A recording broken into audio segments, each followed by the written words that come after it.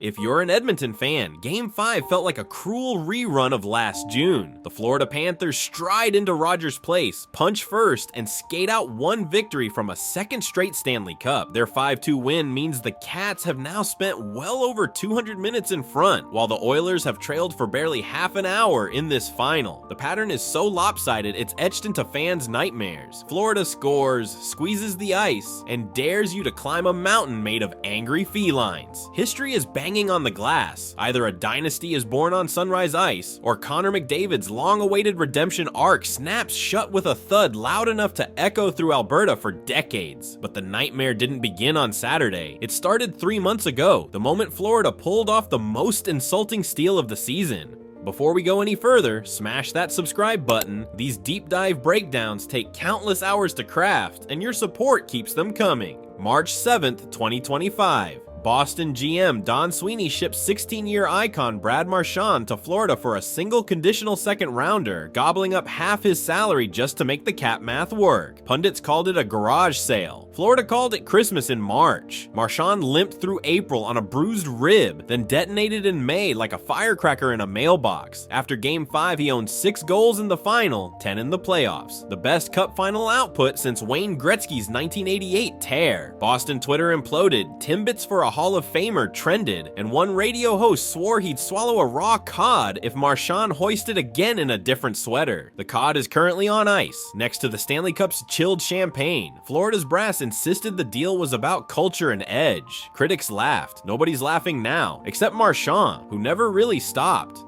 56 seconds in, Marchand did what Marchand does best. Cheats the draw by a blink, leaves Mattias Ekholm tripping over his own shadow, and tucks a forehand past Calvin Pickard. Florida has now opened the scoring in every single game of the series, and is 11-0 this spring when leading after 20. Edmonton's bench sagged like a punctured bouncy castle. Rogers Place hummed with unease. They've seen this horror film 5 times in 8 nights. What stings most is the inevitability. Once Florida strikes first, their system locks down like a bank vault on red alert. Every errant pass ends up in a swamp of Navy sweaters, and the cat calls from Panthers fans, both literal and figurative, grow louder with every dump in Edmonton chases. Late in period 1, Ekholm eyes a middle lane feed that could have jump-started Edmonton's stretch game, then takes the safe wall route. Wrong choice. Florida's forecheck devours safe for breakfast. Sam Bennett leaps on the turnover, blasts home his 15th postseason snipe, tops among all playoff skaters, and the building goes library silent. Toronto fans watching at home probably felt deja vu. It's the exact Wolfpack rim trap that ate the Leafs alive in round 2, now repurposed for prairie cuisine. Bennett's celly is all snarl and broken tooth grin, an X-Flame haunting Alberta's other team in Alberta's own barn. Hockey's sense of irony remains undefeated. Coach Chris Knobloch rolled the dice by starting Pickard for fresh eyes and energy. After 4 goals on 18 shots, that die looks loaded with Panthers logos on every side. Stuart Skinner lingers on the bench, a .891 save percentage scribbled next to his name like an unpaid parking ticket the Oilers can't ignore. Pickard came into the final 7-1. Skinner owns the room, the contract, and the hopes of a city. Game 6 starter, flip a coin, pray it lands on confidence, and maybe smudge some sage over the goalposts. Meanwhile, Sergei Bobrovsky quietly notched his 10th road victory of the postseason, tying an NHL record and reminding everyone that dynasties are built on boring, mechanical excellence in the blue paint. Bob might not trend on social media, but trophies don't care about tweet counts.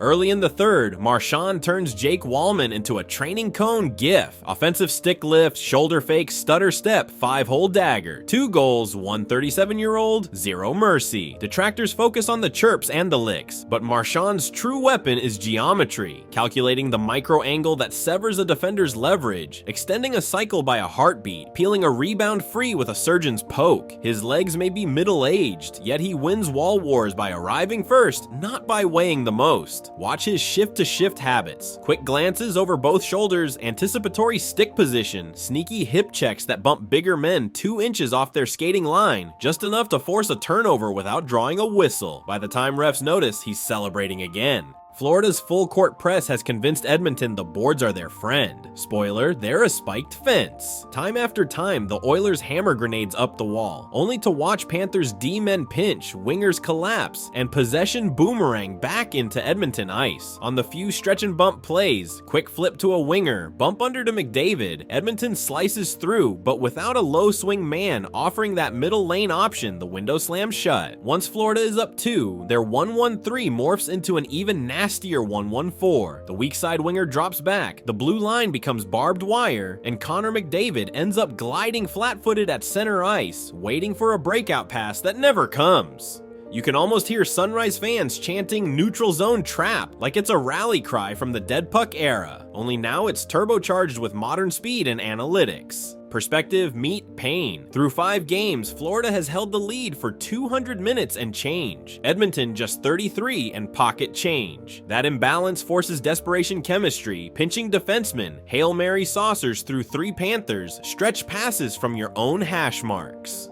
Florida feasts on those bets, dumps the puck 170 feet, and sends 2 hurricane-strength forecheckers to turn your backhand pickup into a live grenade drill. By late third periods, Edmonton's nerves are frayed, and the scoreboard reflects the shredded psyche. Every playoff team preaches next shift mentality, but chasing the game for hours on end is like sprinting after a bus that intentionally slows just enough for you to see it, then roars off again. It's psychological warfare disguised as puck possession. Edmonton's survival blueprint is simple in theory, but savage in execution. It starts with scoring first, because every time Florida grabs the opening goal, their record is immaculate, and the Oilers immediately feel like they're skating uphill in quicksand. That demands a full break from their safe rim and chase habits. The breakout has to run through the middle, with a low swinging center creating 3 passing lanes instead of 1 congested wall. Once they hit the neutral zone, the stretch and bump scheme Vegas used last spring, float a short pass to a winger at center ice, then drop it under to a full stride McDavid, is the only pattern that's consistently sliced through the Panthers' 1-1-3. Inside the blue line, the power play that terrorized the league all winter needs to rediscover its snap. It's 0 for 6 since Game 3, while Florida's penalty kill hums near 90%. Behind that tactical overhaul looms the goaltending gamble. Pick Stuart Skinner or Calvin Pickard, declare him the guy, and let the room rally around certainty instead of tiptoeing through anxiety. Finally, the Oilers must flip the script on Florida's hard rim trap by posting a forward on the strong side hash for an immediate bump inside pass before the second forechecker arrives. None of these adjustments guarantee survival, but without them, Game 6 could end before McDavid even breaks a sweat in warm-ups. Tuesday night and Sunrise could crown the NHL's next great era or ignite the most electric comeback since 1942's Maple Leafs. The Stanley Cup will be in the building, polished and smudged only by the fingerprints of NHL brass praying for a photo op. Brad Marchand, the Rat King Boston practically gave away for coupons, stands 1 win from twisting the skewer through 2 franchises at once. The Bruins who let him go, and the Oilers who can't stop him now. For Connor McDavid and the Oilers core, it's now or never. Score first, attack the middle, and drag this epic back to the heart of Alberta, or watch another year's dream die on hostile ice while Panthers fans chant 2 more years toward a dynasty's horizon. So what's the script you think will tell our grandkids? The birth of a feline empire, or the single greatest Game 6 miracle ever staged under hockey's brightest lights? Drop your boldest prediction below, smash subscribe, ring that bell, and buckle up for whatever insanity Game 6 unleashes.